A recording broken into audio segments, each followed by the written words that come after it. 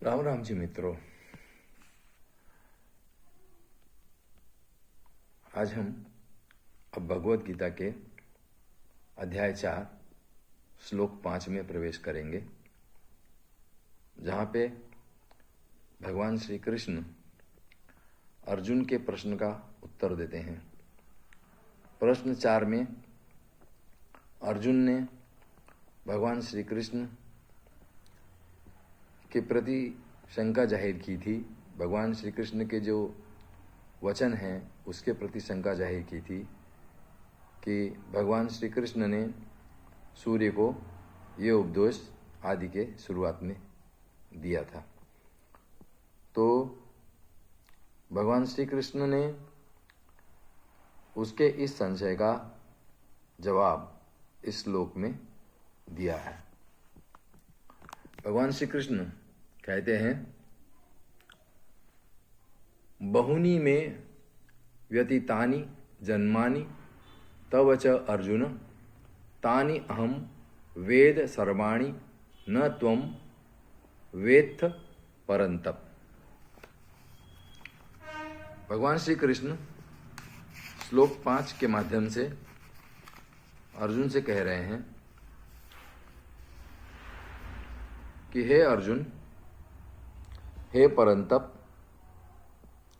मेरे और तेरे बहुत से जन्म हो चुके हैं।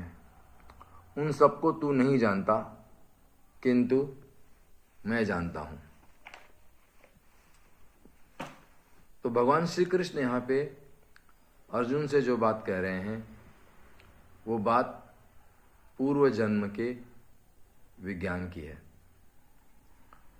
अर्जुन चूंकि पूर्व जन्म के रहस्यों को नहीं जानता, उसे पूर्व जन्म का कोई बोध नहीं है, लेकिन भगवान श्री कृष्ण तो सारे पूर्व जन्मों का बोध रखते हैं और वे अर्जुन को समझा रहे हैं कि तुम्हारे और मेरे बहुत से जन्म हुए हैं।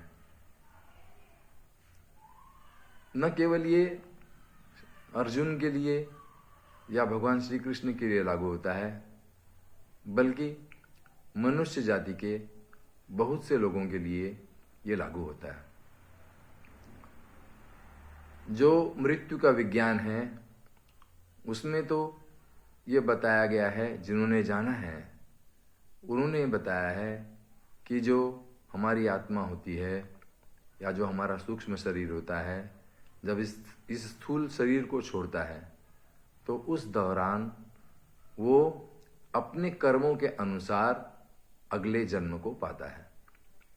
तो अपने कर्मों के अनुसार कहने का तात्पर्य है कि यदि आप वासना में जिए हैं तो निश्चित रूप से आपकी वो जो वासना अधूरी रह गई है, जो वासनाएं आप नहीं पा सके, उन वासनाओं को फिर से आप पाना चाहते हैं और तत्काल ही नया जन्म धारण करने के लिए आप उपलब्ध हो जाते हैं। कुछ अच्छी आत्माएं अपनी जन्म का चयन करती हैं, वो विशेष समय का इंतजार करती हैं, और कुछ निकृष्ट आत्माएं जो बहुत ज़्यादा निकृष्ट होती हैं, ऐसी आत्माएं भी ऐसे गर्भ का इंतजार करती हैं जो उनको जन्म देने में सक्षम हो। तो ये जो बातें हैं जन्म के विज्ञान की, उसको भगवान श्री कृष्ण ने अर्जुन से कहा है इस वक्त, और उन्होंने ये बताने की कोशिश की है कि कैसे उन्होंने आदि में भगवान सूर्य को ये सत्य की बातें बताई थीं।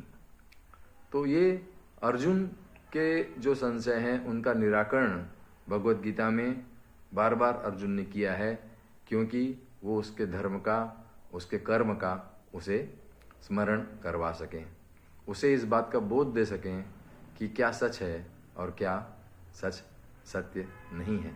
ये सिर्फ अर्जुन के लिए ही नहीं, ये समस्त मानव जाति के लिए भगवान श्री कृष्ण का संदेश उपयुक्त है। आज इतना ही। धन्यवाद। शुभ संध्या।